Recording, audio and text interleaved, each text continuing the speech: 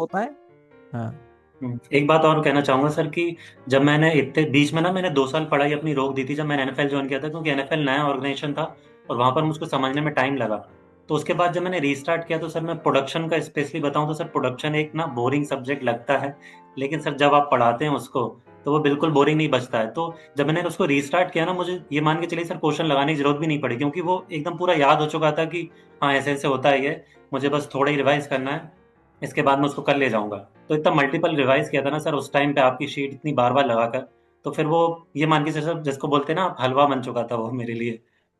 तो मेरे साथ है all India rank 35, Indian engineering service 2025, भगत डंगे।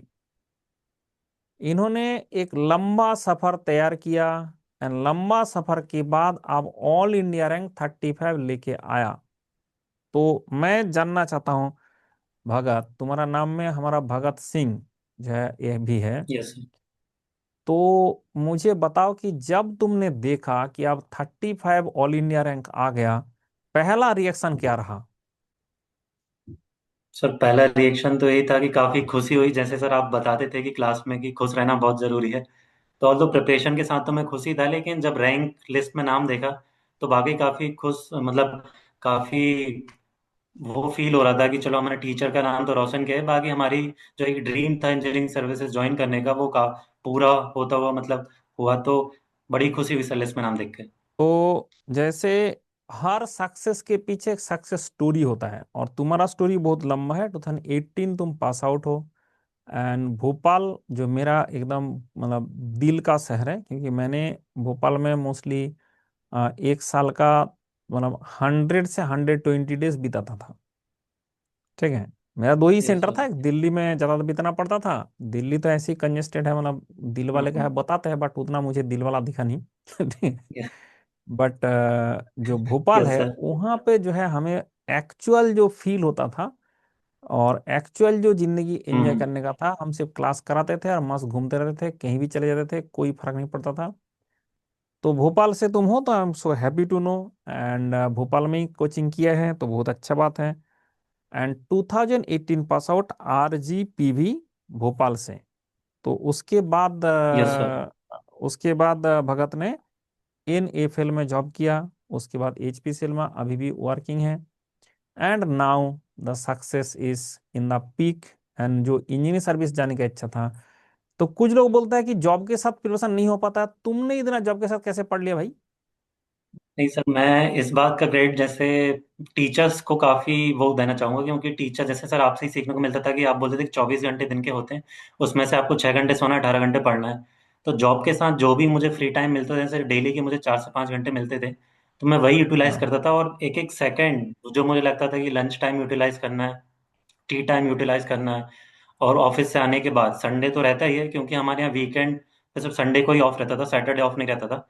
तो मैं संडे प्रॉपर यूटिलाइज करता था और डेली बेसिस पे कंटिन्यूटी, एक जो सर जो छोटा छोटा कंट्रीब्यूशन जिसको बोलते हैं ना कि आप अगर एक एक सेकंड भी आप यूटिलाइज करते हो तो इवेंचुअली आपको सक्सेस मिल ही जाती है।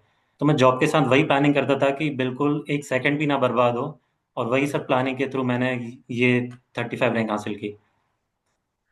ऑल्दो सर मैं ये कहना चाहूंगा जॉब एनएफएल में जॉब काफी हेक्टिक है, क्योंकि sir it is a 1974 plant, काफी ओल्ड प्लांट है, मेंटेनेंस बहुत ज्यादा है वहाँ पे।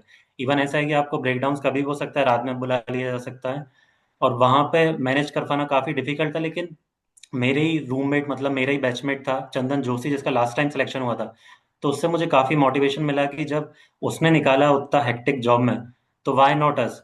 और मैं भी बाकी लोगों को यही इंस्पिरेशन देना चाहता हूँ कि कभी हार ना माने, क्योंकि जीवन में सब समय आएगा कि आप सोचेंगे कि लगेगा कि अब नहीं हो पाएगा, लेकिन आप करते रहें, इवेंचुअली हार्ड वर्क कभी वेस्ट नहीं होता, और इवेंचुअली एक दिन ऐसा आएगा कि आप लिस्ट में नाम दोगे तो काफी खुशी होगी आपको।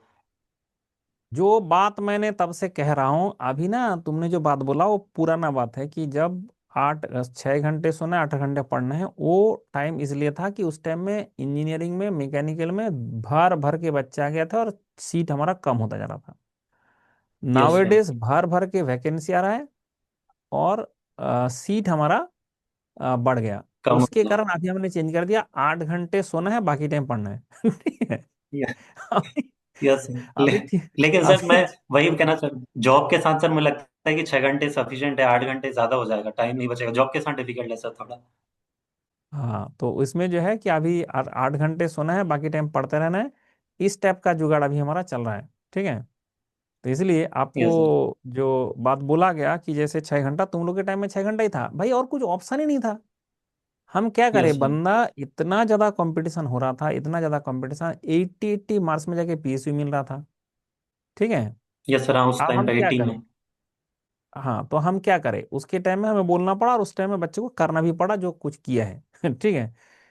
तो जो बच्चे को लगता है कि पी जॉब करने से हमारा सिलेक्शन नहीं हो पाएगा, हमारा जॉब के साथ नहीं कर पाएगा, भाई ईएस फोड़ दे रहा है, गेट तो मूंगफली है। अगर ईएस का सिलेबस देखा जाए तो गेट का सिलेबस उसके सामने बच्चा है भाई, छोटू सा। ठीक है। Yes sir. तो और ईएस का सिलेबस बनना जॉब के साथ क्वालिफाई कर जा रहा है, और तुम लोगों को लगता है कि जैसे हमसे ना हो पाएगा। ऐसा कोई बात नहीं है, कोई भी कर सकता है, कोई भी मतलब कोई भी कोई भी कर सकता है। तो इसके चक्कर में कोई भी बंदा अगर करना चाहते हैं तो वो कर सकता है। हम्म। एक बात और मेंशन करना चाहता हूँ मैं कि जब मैंने 2018 में गेट लिखा था फर्स्ट टाइम, तो जब पेपर दे के आया था सर, पेपर जैसे आप बताते थे कि बिल्कुल आप धुआं धुआं कर दोगे, आपको धुआं धुआं दिखेगा, मतलब इजी वैसे ही आता था 18 19 में। बट जब मैंने पेपर दिया और मेरा मतलब मैकेनिक्स काफी बेकार गया, तो उस टाइम मेरी रैंक अराउंड 5000 के अराउंड थी। और उसके बाद मैंने ठान लिया था कि अब गेट में मुझसे नहीं हो पाएगा, मेरे बस का नहीं है, मेरे मतलब लेवल से ऊपर है। तो लेकिन फिर ये रहा कि मैंने इंजीनियरिंग सर्विसेज फोकस किया। 2 टाइम्स मैंने दिया लेकिन मेरा प्री तक नहीं निकल पाया था उस टाइम पे। इवेंचुअली मैंने एनएफएल ज्वाइन किया बीच में 2021 में। और फिर से मैंने गेट लिखा 2 साल बाद, अराउंड 2024 में मैंने गेट दिया, और उस टाइम मेरी ऑल इंडिया रैंक 121 आई। तो उसी के बेसिस पे मुझे कॉन्फिडेंस आया कि जब मैं गेट में इतना काफ़ी टफ एग्जाम जो माना जाता है उसमें ला सकता हूँ, तो इंजीनियरिंग सर्विस तो कर ही सकता हूँ। तो वही कॉन्फिडेंस बिल्टअप हुआ गेट देने के साथ साथ, और उसी की बदौलत है कि मैं आज इस रैंक ले पाया। तो जितना भी बंदा सुन रहे हो अभी सुन लो कि गेट जो है, पहले गेट फोड़ना होता है। मैंने सबका भी सजेस्ट करता हूँ कि गेट पहले फोड़ लो, उसके बाद इसके लिए बाकी जो चीजें उसमें प्रिपरेशन करो। शुरू में ही आपने इस फोड़ दूंगा स्टेप का सोच लेके अगर चलेंगे तो कुछ होता नहीं है। ठीक है, कि बिल्कुल शुरू में सर। ही मैंने पता नहीं क्या ना क्या फोड़ दूंगा और फोड़ कुछ नहीं पाया। ठीक है। तो इस टाइप का हालत हो जाता है। तो इसलिए हम चाहते हैं कि आप शुरुआत जो है अच्छा से करें, गेट अच्छा से फोड़े, उसके बाद 1 साल में आप आराम से कर सकते हैं, कोई ऐसी दिक्कत का विषय नहीं है। लेकिन और एक बात मैं कहना चाहता हूं कि जो इंजीनियरिंग सर्विस है उसमें जो इतना लंबा सिलेबस है, तुम कैसे उसको मैनेज किया, मुझे मतलब जॉब के साथ तो बहुत ही डिफिकल्ट है, और ये सब जो अभी जॉब है तो इसमें हेक्टिक जॉब है, तो इस हेक्टिक जॉब के साथ साथ मैनेज कैसे किया, प्रीलिम्स के लिए क्या क्या, मेंस के लिए क्या क्या, एंड इंटरव्यू के लिए क्या क्या, तो थोड़ा सा एक के बाद एक अगर बताएं तो हमारा जो थोड़ा सा स्टूडेंट खुश होंगे। बिल्कुल सर, जैसे प्रीलिम्स के लिए सर मैं स्ट्रेटजी बताऊं तो उसमें जीएस में आपको जो सिलेक्टिव क्रिटिकल टॉपिक्स हैं वो सिलेक्ट करने, जैसे मैथमेटिक्स एप्टीट्यूड हो गया, सेफ्टी वाला इजी है उसमें, प्रोजेक्ट मैनेजमेंट इजी है, एनवायरनमेंट इजी है। तो आप उस पर टारगेट करें, ना कि जो जैसे इथिक्स इथिक्स तो ठीक है लेकिन जो करंट अफेयर है उस पर ज़्यादा फोकस ना करें, जिसमें आप मार्क्स स्कोर सकते हैं उस पर ज़्यादा फोकस रखें। और क्वेश्चन प्रैक्टिस सर, जो आपका मूल मंत्र है कि क्वेश्चन आप इतनी बार लगा लें कि आपको बिल्कुल वो रटने की उस पर आ जाए। जैसे मैंने सर प्रोडक्शन आपकी जो शीट है ना वो इतनी बार मल्टीपल टाइम लगा लगा रखी है कि वो लगता है कि मैं खुद ही क्वेश्चन लेके आंसर लिख दूंगा उसका। तो वो ये सिचुएशन आ चुकी है, उसमें इतनी बार प्रैक्टिस कर ली। और सर मेंस के लिए अगर मैं बताऊं तो आपको multiple time question, number of question ज्यादा नहीं लगाने हैं, आपको एक ही क्वेश्चन को 10 बार रिपीट करना है। तो जैसे ही आप एग्जाम देने जाएंगे मेंस, तो आपको सोचना ज्यादा नहीं है, जैसे ही क्वेश्चन देखा आप बिल्कुल अटैक करना स्टार्ट की, जैसे ही क्वेश्चन मिलेगा मैं तुरंत आंसर लिख दूंगा। तो ये सर कॉन्फिडेंस आएगा, नंबर ऑफ प्रैक्टिस आप ज्यादा करते हैं तो वही सलाह की प्रैक्टिस ज्यादा करते रहें तो इवेंचुअली आपको दिक्कत नहीं आएगी उसमें। अब सुन लिया, प्रैक्टिस का जो महत्व है। आजकल का बच्चे को जब मैंने प्रैक्टिस बोलता हूँ, सर रिवीजन बोरिंग होता है। भाई रिवीजन नहीं करोगे सिलेक्शन नहीं होता है। इधर तो तुमने बोरिंग काम को कर लो, और नहीं तो सिलेक्शन मत लो। ठीक है, हमेशा बिल्कुल। ऑब्वियसली चीज है, पढ़ना डिफिकल्ट है और रिवीजन करना मतलब उसका 10 गुना डिफिकल्ट है। तो आप वो तो डिफिकल्ट है तभी तो सबका सिलेक्शन नहीं होता है। ठीक है। जो डिफिकल्ट काम को कर लिया उसका सिलेक्शन हो गया। तो मेंस के लिए इंटरव्यू का कैसा रहा, इंटरव्यू के लिए अगर देखा जाए तो किस टाइप का हुआ था, कैसे प्लान था, क्या था, थोड़ा सा उसके बारे में बताएं। सर इंटरव्यू का मोस्टली मुझसे क्वेश्चन रिलेटेड टू जॉब ही था, क्योंकि मैं 4 साल ऑलमोस्ट 4.5 ईयर से जॉब में था। तो क्वेश्चन जैसे चेयरमैन सर थे तो उन्होंने क्वेश्चन हॉबी से स्टार्ट किया। तो सर हॉबी एक राइट फिल करना बहुत इंपॉर्टेंट है, क्योंकि मैंने इसके लिए अपने टीचर से भी गाइडेंस लिया था कि हॉबी क्या डाली जाए। तो क्योंकि हॉबी से क्वेश्चन बिल्कुल पूछना बनता है उनका, और वो पूछते भी हैं। अगर वो आपका एक राइट इंप्रेशन रहता है तो इंटरव्यू सही डायरेक्शन में जाता है। और रही बात, अगर मैं टेक्निकल, जो टेक्निकल मेंबर, 2 मेंबर बैठते हैं और एक इंडस्ट्रियल एक्सपर्ट। तो इंडस्ट्रियल एक्सपर्ट तो जैसे मेरी प्रीवियस जॉब थी उसी से क्वेश्चन पूछ रहे थे, टेक्निकल जो भी आपने क्या क्या किया। और बेसिक कॉन्सेप्ट वाले जो टेक्निकल मेंबर है वो क्वेश्चंस पूछते हैं, जैसे लेमिस थ्योरम हो गया, प्रेशर वेसल्स का पूछते हैं। तो सब क्वेश्चन मतलब इंटरव्यू इसमें कोई ज़्यादा दिक्कत नहीं आती। जैसे अगर आप किसी वर्किंग पीएसयू में हैं और आपने काम किया है, तो फिर इंटरव्यू में आपको ज़्यादा डिफिकल्टी फेस नहीं करनी पड़ेगी। Question more over the less आपको वैसे ही मिलेंगे, ज़्यादा वैसा नहीं रहता है। तो सर इतना कोई मैं डिफिकल्टी फेस नहीं हुई इंटरव्यू में। तो देख लिए, जो जॉब के लिए ऐसे होता है कि कई जो जॉब रिलेटेड अगर आपने पूछना शुरू किया और आपने अच्छा से सेटिस्फाइंग आंसर दे पाया, तो फिर वो जॉब से रिलेटेड ज़्यादातर क्वेश्चन आता रहता है। फिर आपका हॉबीज तो पूछेंगे, क्योंकि जो चेयरमैन होते हैं यस। वो सिविल सर्विस का, तो उन्होंने फिर आपका टेक्निकल में कुछ पूछेंगे नहीं, उनका टेक्निकल का अलग एक्सपर्ट रहता है। तो जनरल एस्पेक्ट के लिए बात करता है, तो इसके कारण interview is not so difficult in UPSC. But उसके लिए डिफिकल्ट हो जाता है जिसको डील करना नहीं आता है, क्योंकि तुमने 5 साल 6 साल प्राय इंडस्ट्री में हो, तो आपको डील करना आता है कि बॉस से कैसे बात यस करना सर। है, ठीक है, सबॉर्डिनेट से कैसे बात करना है। तो वो जैसे तुमने सीख गया, तो इसलिए तुमको कभी डिफिकल्ट नहीं फेस करना पड़ेगा। ऐसे ही तो लोग हैं ठीक है, कि हम तो बॉस से बात करते हैं, हम मीटिंग करते हैं, तो सारे हमारा जो है यूज टू हो जाता है। तो जॉब करने यस सर। से एक्सपीरियंस जो है, जॉब का जो एक्सपीरियंस है, वो आपका इस काम में लग जाता है कि हम जैसे डिस्कशन में भी जाता है तो हमें कोई ऐसे दिक्कत नहीं फेस करना पड़ता है। बट जो कभी जॉब नहीं किया, उसके लिए वो फेस करना बहुत मुश्किल है कि कैसे फेस करे। तो इसके लिए हम उसको सबसे ज्यादा सलाह देते हैं कि जम के मॉक इंटरव्यू दो, मॉक इंटरव्यू दे दे के अपना जो कमी है उसको पूरा करो, ठीक है। तो तुमने मॉक कितना दिए थे? मैंने मॉक इंटरव्यूज दो, 2 mock interviews I have given. So उनसे काफ़ी बेनिफिशियल रहा, क्योंकि मॉक इंटरव्यू से आपका एक जो हेजिटेशन रहता है पैनल के सामने, क्योंकि आप एक फ्रेश जगह जा रहे हैं, तो बिल्कुल रहता है, सबके अंदर रहता है वो। एक बार मॉक इंटरव्यूज आप दे लें तो उससे बेटर मिल जाता है। ऑल्दो आपको ऐसा नहीं लगा कि same to same question repeat होंगे, बट एक कॉन्फिडेंस बिल्टअप होता है उससे कि हाँ मैं यहाँ तो कर ही लूंगा। फिर वो सिचुएशन, आप रियल सिचुएशन आप मान के उसको दे सकते हैं। कभी ऐसा नहीं हुआ कि ऐसे जो जिंदगी में ये डिफिकल्ट पॉइंट आ जाए, कि कभी ऐसे नहीं लगा कि हम लोएस्ट पॉइंट जिसको कहता है, कि ऐसे नहीं लगा कि चलो प्रिपरेशन छोड़ दो और कुछ नहीं हो पाएगा? बिल्कुल सर, जब मैं 18 से 21 तक प्रिपरेशन में था, उस टाइम मेरा सिलेक्शन, ये मान के चलिए सर, कहीं हो नहीं पा रहा था। क्योंकि उस टाइम पे जब मैंने अपना पूरा एफर्ट दिया तो इंजीनियरिंग सर्विसेज से रेलवे की वैकेंसी विड्रॉन हो गई थी। और मेरा सिर्फ 2 मार्क्स उसमें रह गया था, क्योंकि अगर रेलवे होता तो शायद हो सकता है मैं उस टाइम मेंस लिखता, इंटरव्यू देता। बट उस टाइम पे काफी लो फेस था, क्योंकि अब ऑलरेडी 3 साल हो चुके थे और काफी लो पॉइंट पे था लाइफ में कि कहीं जॉब फिर मिल नहीं पा रही। सोच रहा था कि नॉन टेक में शिफ्ट करूं, क्योंकि वैकेंसी सर काफी रिड्यूस हो चुकी थी और गेट तो वैसे ही सर काफी टफ लग रहा था उस टाइम मुझे। बट फिर मैंने अपने आप को संभाला कि क्योंकि हमको पढ़ना ही और इसी फील्ड में आगे बढ़ा हूँ टेक्निकल में, और इंटरेस्ट भी इसी में था, तो मैंने फिर उसी को कंटिन्यू किया और मल्टीपल टाइम रिवाइज किया। कोविड का टाइम भी देखा मैंने कुछ टाइम तक। तो सर रेगुलर प्रैक्टिस की वजह से ही मैं फिर आगे क्लियर कर पाया एग्जाम। मैंने काफी सारे पीएसयू भी इन बिटवीन भी एनएफएल के टाइम पे निकाले, जैसे ऑल इंडिया हो गया, बाकी जगह भी मैं सिलेक्ट हुआ। लेकिन इवेंचुअली टारगेट मेरा इंजीनियरिंग सर्विसेज था, ताकि मैं इसी में अपना करियर आगे बढ़ा सकूं। तो सबसे पहले बात है कि जिंदगी में ऐसे हमेशा आएगा कि एक लोएस्ट पॉइंट आता है, वही होता है टर्निंग पॉइंट। आप उसको कैसे यूटिलाइज करते हो। जब तुमने 2017-18 का जो पास आउट है हमारा बच्चे, जो 2017-18 का, उसके साथ सबसे ज्यादा नाइंसाफी हुआ है, यस। ठीक है। बिल्कुल पहले तो सर। सारे वैकेंसी बंद कर दिया गया था, कोई पीएसयू का रिक्रूटमेंट नहीं आ रहा था। गेट में 80-80 मार्क्स आ जाए तब भी रिक्रूटमेंट होना मुश्किल हो जा रहा था। ऐसी स्थिति आ गया था 2017-18 के दौर में। फिर 19 में आके कोविड आ गया। कोविड आने के बाद जो कुछ भी दो चार भी आ रहा था वो भी बंद हो गया, एग्जाम होना बंद हो गया, सब कुछ बंद हो गया। चारों तरफ में सिर्फ बंद बंद बंद देखने को मिला। तो सबसे ज्यादा जो टॉर्चर झेलना पड़ा अगर देखा जाए, तो तुम लोगों का जो 17 बैच एंड 18 बैच का जो स्टूडेंट है, यस सर। ठीक है, बिल्कुल। सबसे ज्यादा जो मेहनत, सब 2022 के बाद से जो पास आउट हो रहा है, ये गोल्डन पीरियड में आ गया। अब तो बंदा का 300 एग्जाम, रोज एग्जाम हो रहा है, हर मंथ एग्जाम हो रहा है, हर वीकली एग्जाम हो रहा है। Yes sir. चलो आपको थोड़ा बहुत आता है तो कोई ना कोई सरकारी नौकरी आपको मिल ही जाएगा। तो इसलिए क्या होता है कि बिल्कुल। इस तक जो इतना मेहनत वाला जो बात है वो लोग करना कम करना चाहता है। ज़्यादा बच्चे अभी इसमें इंटरेस्टेड नहीं है कि हम इतना मेहनत हम्म। करें। बट क्यों है, क्योंकि थोड़ा बहुत पढ़ने से अभी पीएसयू में से मिल जा रहा है।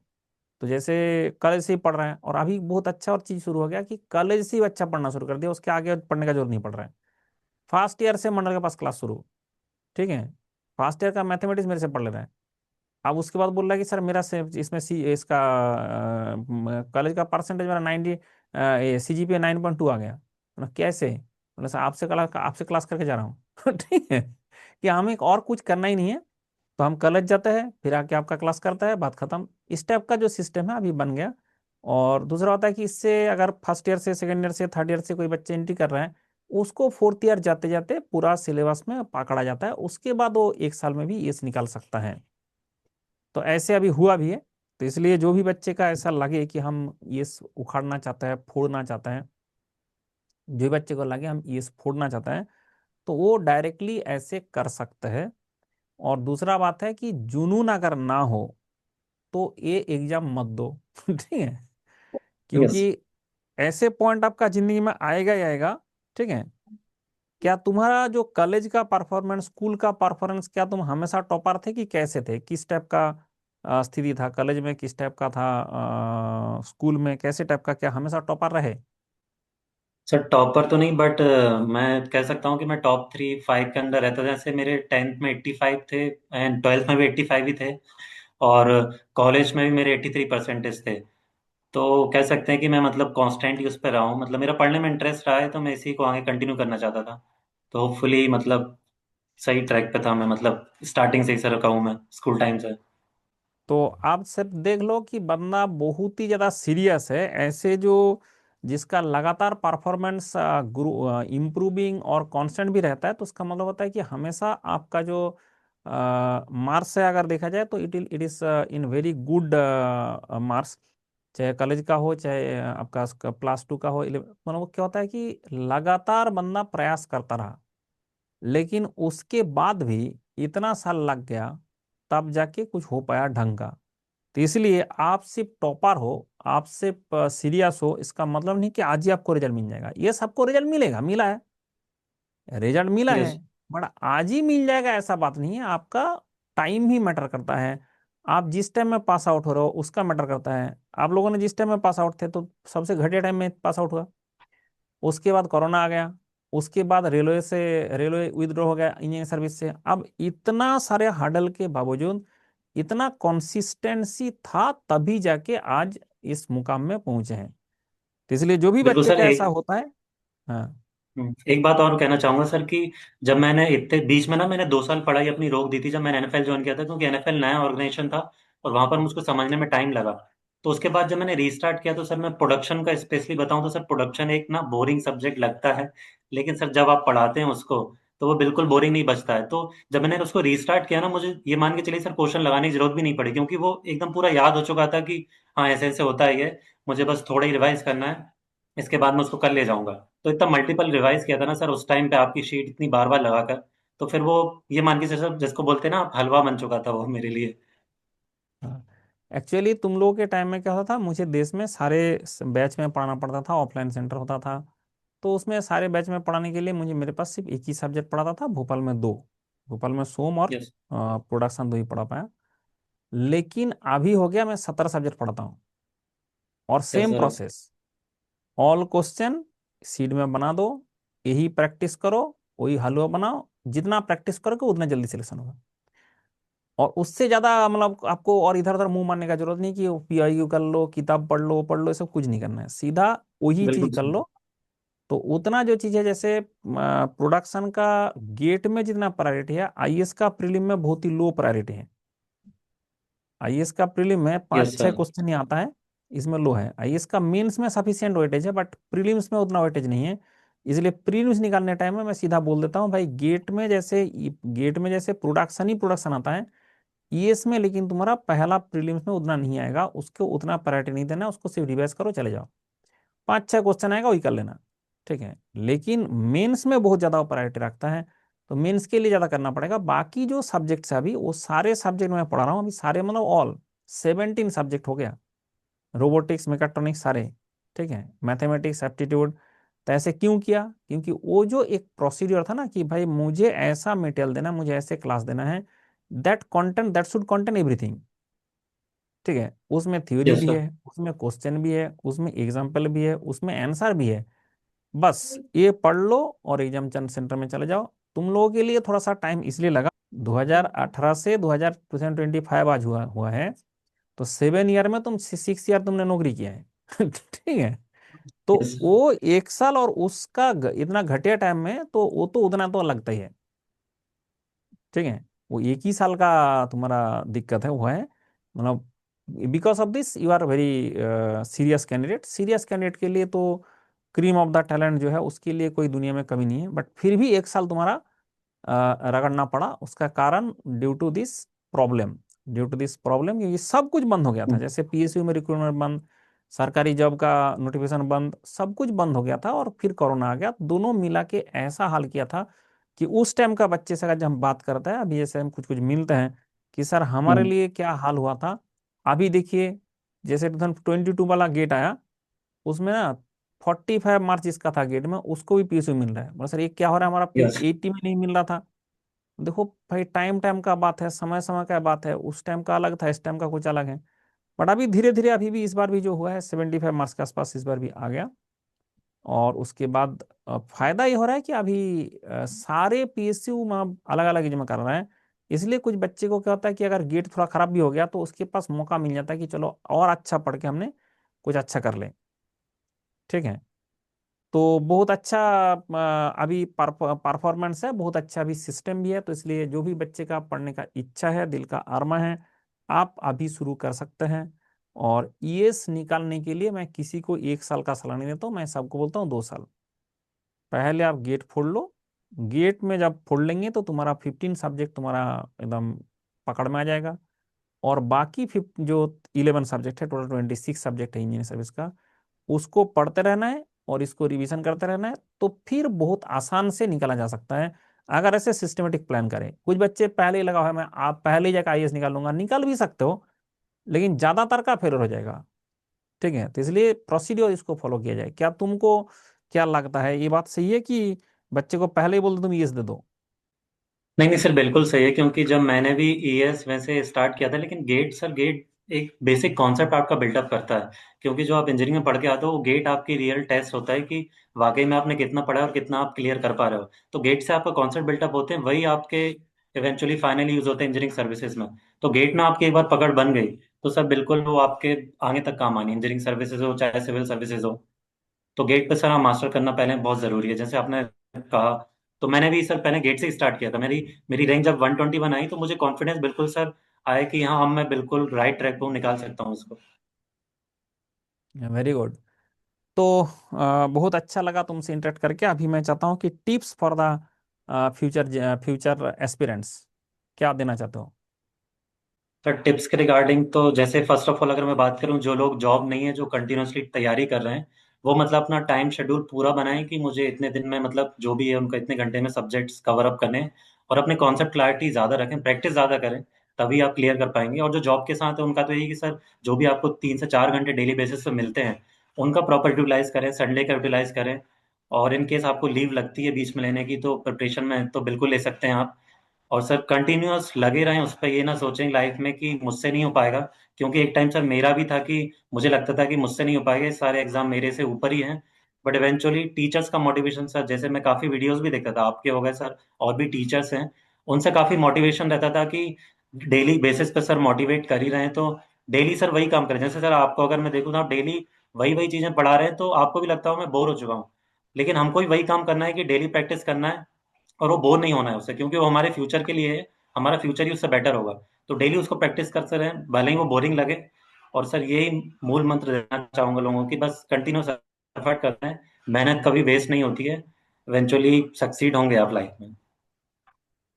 चलो खुश रहो, thank you very much and all the best for your future journey. मैं चाहता हूं कि जैसे बाकी भी इतना शुरू से ही तुम सीरियस कैंडिडेट रहे, तो अभी जो पोस्टिंग होगा उसमें भी बहुत सीरियसली जॉब करेंगे एंड बहुत अच्छा से हमारा जो जो पोस्ट मिला है उस पोस्ट का मैं जब बोलता हूँ कि जैसे एक होता है आपको क्या पोस्ट मिला, और एक होता है कि जो पोस्ट को जिसको मिला है वो किसको मिला है उसके हिसाब से उसका कदर भी बढ़ता है।